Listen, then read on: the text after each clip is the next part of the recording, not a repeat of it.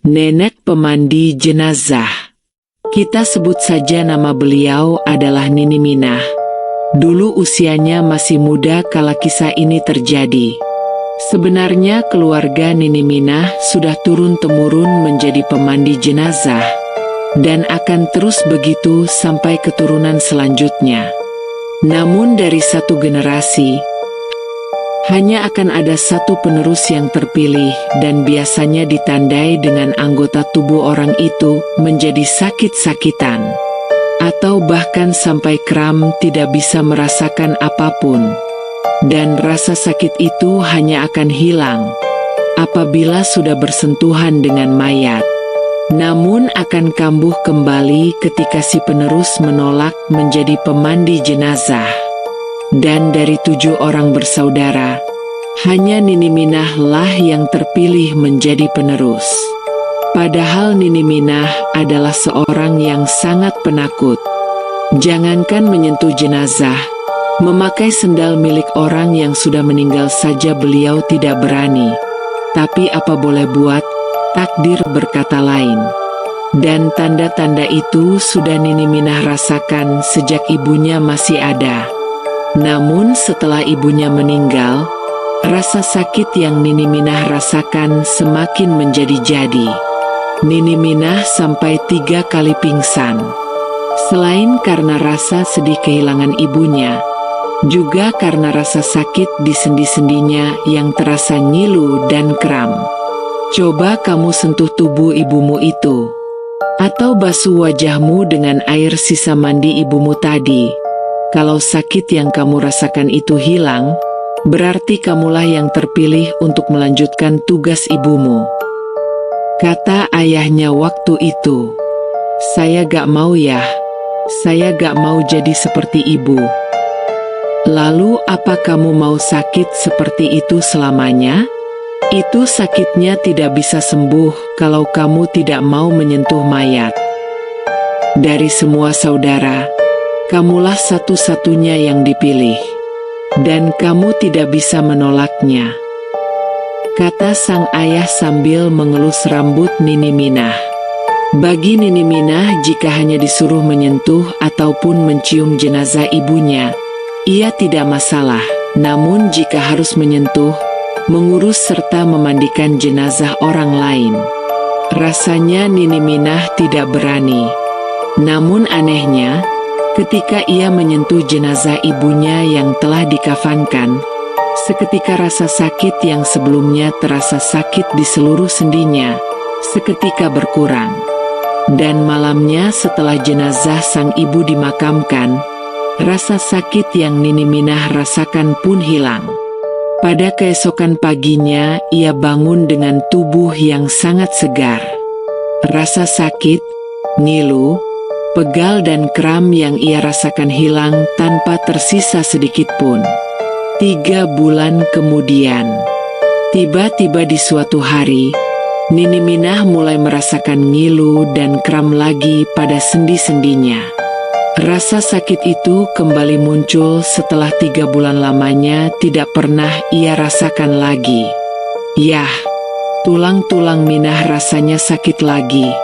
Padahal waktu itu Minah sudah menyentuh Mama. Lalu kenapa sakitnya muncul lagi ya?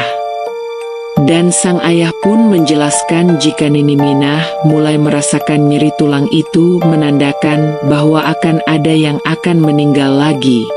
Mendengar jawaban ayahnya tersebut, Nini Minah langsung lesu. Itu sudah goresan takdirmu. Terima saja keistimewaanmu itu nak. Mayat yang memilihmu untuk mengurus mereka. Dan benar saja, sehari setelahnya, Nini Minah dipanggil oleh teman-teman almarhumah ibunya untuk ikut mengurus jenazah yang meninggal pada hari itu. Mayat yang Nini Minah mandikan hari itu merupakan seorang wanita tua sebatang kara yang ditemukan meninggal di rumahnya oleh salah seorang tetangganya yang biasa mengantarkan makanan untuk beliau. Tak ada yang aneh pada jenazah tua itu.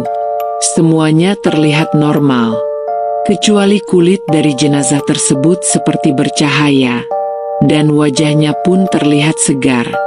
Tidak seperti kebanyakan orang meninggal yang kulitnya pucat. Tubuhnya juga berbau harum. Saat dikafani pun bau harum pada tubuh jenazah masih tercium. Saat itu karena Nini Minah masih belajar, jadi tidak banyak yang ia kerjakan. Selesai memandikan dan mengkafani jenazah, Nini Minah dan para pemandi jenazah pun pulang.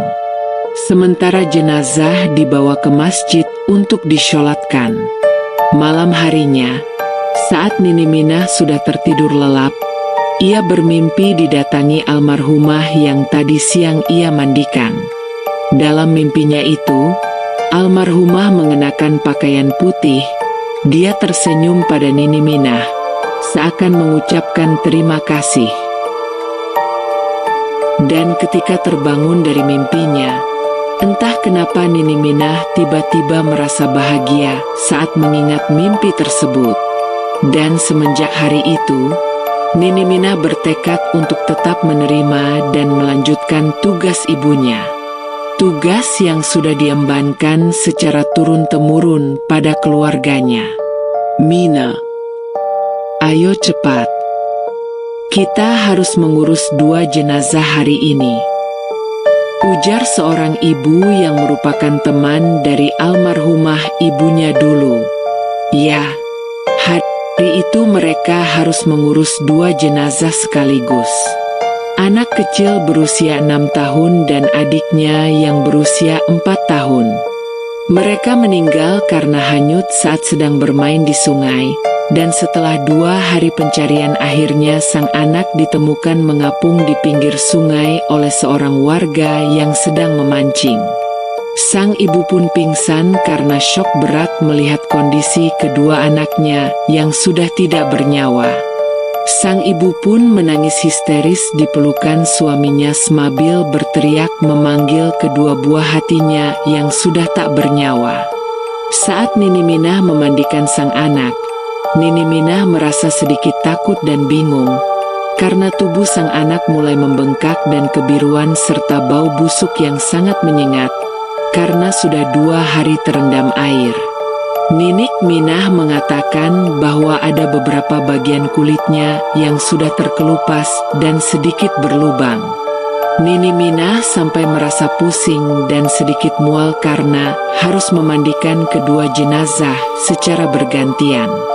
Ada sedikit rasa iba, takut dan jijik. Tapi itu adalah tugasnya, dan dia harus menyelesaikan tugasnya hingga akhir. Waktu pun berlalu dan jenazah telah dimakamkan di pemakaman desa. Dan pada malam harinya, Nini Minah kembali bermimpi. Ia tersesat di suatu tempat yang dikelilingi dengan banyak sekali pohon bambu yang sangat lebat hingga sinar matahari tidak dapat menembus pepohonan tersebut.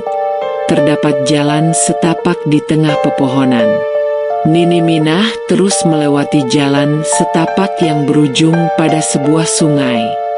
Samar terdengar ada tangisan anak kecil di sekitar sungai tersebut.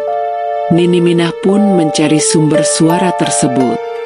Dan benar saja ada 2 anak kecil yang basah kuyup, meringkuk dan sambil berpelukan. Anak tersebut menangis sambil memandangi Nini Minah. Betapa kagetnya Nini Minah melihat wajah kedua anak kecil tersebut yang ternyata adalah kedua jenazah anak kecil yang ia mandikan siang tadi. Sang kakak memandangnya seakan ingin menyampaikan sesuatu. Dengan kaki yang bergetar Nini Minah pun mendekati anak tersebut sambil bertanya apa yang mereka inginkan. Sang kakak berkata bahwa ia ingin Nini Minah menyampaikan pesan untuk orang tuanya agar mereka tidak bersedih dan tetap melanjutkan hidup mereka. Dan setelah itu pun mereka menghilang dan Nini Minah terbangun lantaran mendengar bunyi azan subuh. Siang harinya Nini Minah bergegas ke rumah orang tua anak tersebut untuk menceritakan mimpi yang ia alami semalam dan menyampaikan pesan yang telah diamanatkan kedua anak tersebut. Ibu sang anak pun menangis sambil memeluk foto kedua anaknya yang sudah tidak bernyawa tersebut. Tidak lupa sang ayah mengucapkan banyak terima kasih karena Nini Minah telah menceritakan mimpinya yang sedikit dapat mengobati rasa rindu mereka terhadap anaknya yang telah meninggal. Sebulan berlalu. Rasa sakit dan pegal yang Nini Minah rasakan pun kembali muncul lagi. Ia tahu, pasti akan ada yang meninggal lagi di desanya. Namun dugaannya ternyata sedikit meleset, karena rupanya hari itu di sungai yang berada di dekat desa mereka telah ditemukan mayat perempuan dengan keadaan sudah membengkak. Mungkin karena sudah lama berada di dalam air. Ya, mayat itu adalah korban tenggelam. Dan warga di desa Nini Minah tidak ada satupun yang mengenal mayat tersebut. Akhirnya karena keadaan mayat yang sudah seperti itu, warga desa pun sepakat untuk memakamkannya di pemakaman yang ada di desa mereka. Dan itu merupakan pengalaman pertama bagi Nini Minah dalam memandikan dan mengurus mayat korban tenggelam. "Saya tidak sanggup," ucap Nini Minah tak kuasa menahan air matanya. Namun meski Nini Minah sudah berkata seperti itu, teman-teman almarhumah ibunya tersebut tetap memaksa agar Nini Minah tetap ikut memandikan jenazah. Nini Minah ingat betul, dan menurutnya pengalaman itu tidak akan pernah ia lupakan. Tangan Nini Minah gemetar hebat saat menyentuh jenazah itu. Dan malam harinya, saat Nini Minah tertidur, ia mendengar ada suara tetesan air di dekatnya. Namun ketika ia membuka mata, tidak ada apa-apa di sana. Merasa kalau itu hanya perasaannya saja, Nini Minah kembali memejamkan matanya. "Minah," ujar suara lembut memanggilnya. Seketika Nini Minah teriak kencang. "Ada apa?" tanya ayahnya terlihat panik. "Ada hantu," jawab Nini Minah masih menutupi wajahnya dengan kain sarung. "Tidak ada apa-apa nak, kamu cuma mimpi." Perlahan-lahan Nini Minah membuka matanya. Dan memang benar, tidak ada apa-apa di sana. Setelah kejadian itu, Nini Minah pernah beberapa kali mendapatkan gangguan lain. Namun gangguannya tidaklah menyeramkan. Hanya mimpi, atau sekedar memanggil nama. Cerita berlanjut ketika usia Nini Minah menginjak 50 tahun lebih. Saat itu, untuk kesekian kalinya Nini Minah memandikan jenazah di luar desanya. Biasanya orang-orang dari desa lain memang akan memanggil Nini Minah untuk memandikan jenazah yang tidak bisa para pemandi jenazah di tempat itu mandikan. Dan biasanya ada beberapa alasan di balik ketidaksanggupan pemandi jenazah desa tersebut untuk mengurusnya. Dan kebetulan, Nini Minah tidak pernah menolak untuk memandikan dan mengurus jenazah. Apapun dan bagaimanapun bentuknya. Namun jenazah yang beliau urus hari itu tampak berbeda. Sebelah wajahnya bersisik dan banyak hewan seperti kutu bergerombol di sana. Kedua tangan dari jenazah itu juga sudah kaku dengan jari yang seperti mencengkram sesuatu. Kakinya pun sepertinya tidak diluruskan sesaat setelah orang itu meninggal. Alhasil kakinya masih menekuk dan sudah sulit untuk diluruskan karena sudah keras dan kaku. "Ini tadi kenapa tidak diluruskan?" tanya Nini Minah pada seorang perempuan berusia 30 tahunan yang tidak lain merupakan anak dari orang yang meninggal tersebut. "Sudah nih, sudah saya luruskan. Tapi tetap kembali seperti itu," jawabnya. "Diikat saja tidak apa-apa. Nanti setelah kaku, tinggal dilepas ikatannya. Tapi kalau sudah terlanjur begini, susah mau diluruskan. Kasian mayatnya kalau dipaksa. Susah juga kita mau mengkafaninya." ujar Nini Minah. Maaf nih, ucap perempuan itu dengan wajah menunduk. Proses memandikan pun dimulai. Saat Nini Minah sedang membasuh tubuh jenazah, tiba-tiba Nini Minah mendadak pusing. Dan saat penglihatan matanya mengabur, ia melihat jenazah yang ada di hadapannya saat itu bangun dan menghadap tepat di depan wajah Nini Minah. Lalu tiba-tiba semuanya menjadi gelap. Nini Minah terbangun dengan bau minyak angin di seluruh tubuhnya. "Nini, kenapa nih?" tanya seorang laki-laki yang membantu mengangkat tubuh Nini Minah tadi. "Kepalaku pusing. Sepertinya karena aku lupa makan tadi," ujar Nini Minah beralasan. "Waduh nih, harusnya tadi Nini bilang, biar kami carikan makanan." "Tidak apa-apa. Nini sudah sering kok begini. Ini rasanya sudah nyaman. Jadi Nini bisa melanjutkan memandikan jenazahnya. Tapi Nini minta tolong ya, panggilkan anaknya untuk membantu Nini memandikan jenazah ibunya." Dua orang lelaki itu saling berpandangan. "Anaknya tidak mau ikut memandikan nih," ujar salah satu laki-laki itu. "Loh, kenapa? Ini kesempatan terakhir untuk memandikan ibunya. Kenapa tidak mau?" "Ibu yang meninggal itu tidak akur dengan anaknya nih. Sebenarnya anaknya ada 4 nih, cuma hanya 1 saja yang datang. Itu pun karena tinggal sekampung. Entahlah nih, ada masalah apa mereka itu. Yang pasti anaknya tidak mau memandikannya. Aku tidak bisa memandikannya sendirian. Kepalaku masih sedikit pusing. Aku minta untuk ditemani. Siapa saja, asal perempuan," ujar Nini Minah. Akhirnya setelah beberapa saat, ada seorang wanita parubaya yang mau menemani Nini Minah. Lalu proses memandikan jenazah pun dilanjutkan.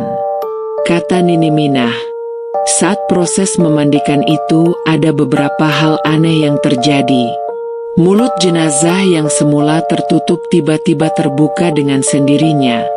Dan tiba-tiba banyak sekali binatang seperti kutu yang keluar dari mulut jenazah tersebut. Sambil berdoa, Nini Minah membersihkan wajah jenazah tersebut, membasuhnya dengan air yang sudah disiapkan di dekat jenazah.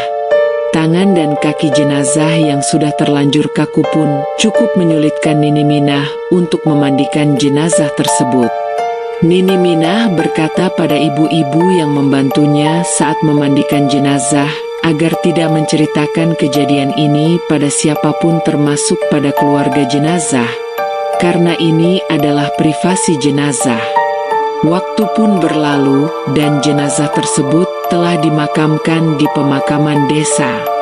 Malam itu setelah pulang dari desa sebelah, Nini Minah tidur lebih awal agar tengah malam nanti bisa bangun untuk melaksanakan sholat tahajud.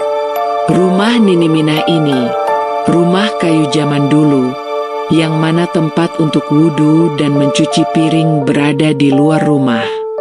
Sementara kalau untuk mandi dan BAB harus ke sungai dulu. Nah, pada saat Nini Minah ingin mengambil wudhu, tak sengaja Nini Minah melihat ada orang yang sedang berjalan di jembatan kecil yang berada 10-an meter dari tempat Nini Minah berwudhu. Karena gelap, Nini Minah tidak bisa melihat siapa yang sedang berjalan sendirian di tengah malam begitu. Nini Minah berpikir, mungkin saja orang itu sedang dalam perjalanan ke pasar subuh, mengingat besok adalah hari Senin. Jadi, Nini Minah tidak terlalu memperhatikan orang itu lagi. "Mina," ujar suara memanggilnya. Suaranya cukup jauh terdengar. "Iya."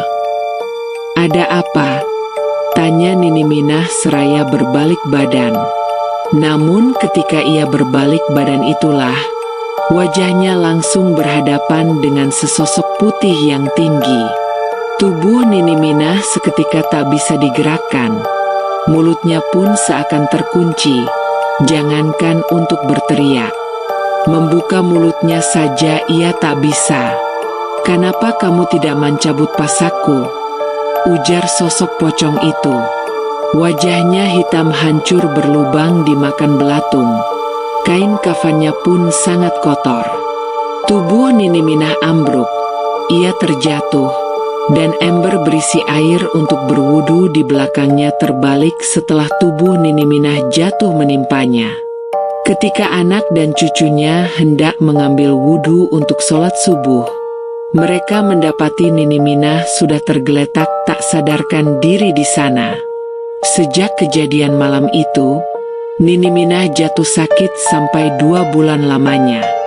Tubuhnya yang semula berisi, kini menjadi sangat kurus. Kulit samping matanya mulai menghitam, dan setiap malam beliau selalu berteriak ketakutan, sambil menunjuk ke sudut rumah. Dan setelah dimintakan air doa dari beberapa kiai, barulah Nini Minah kembali seperti semula lagi. Ketika sudah sembuh, beliau menceritakan kejadian yang menimpanya pada malam itu. Beliau juga memutuskan untuk berhenti menjadi pemandi jenazah. Dan kebetulan, dari anak-anak yang Nini Minah lahirkan, tidak ada satupun yang terpilih untuk meneruskan tugas itu. Ketika Nini Minah berhenti menjadi pemandi jenazah, kesehatan Nini Minah pun mulai menurun. Bahkan dalam beberapa tahun kemudian, Nini Minah kehilangan kemampuannya untuk berjalan. Lalu beberapa tahun setelah kelumpuhannya, Nini Minah meninggal dunia.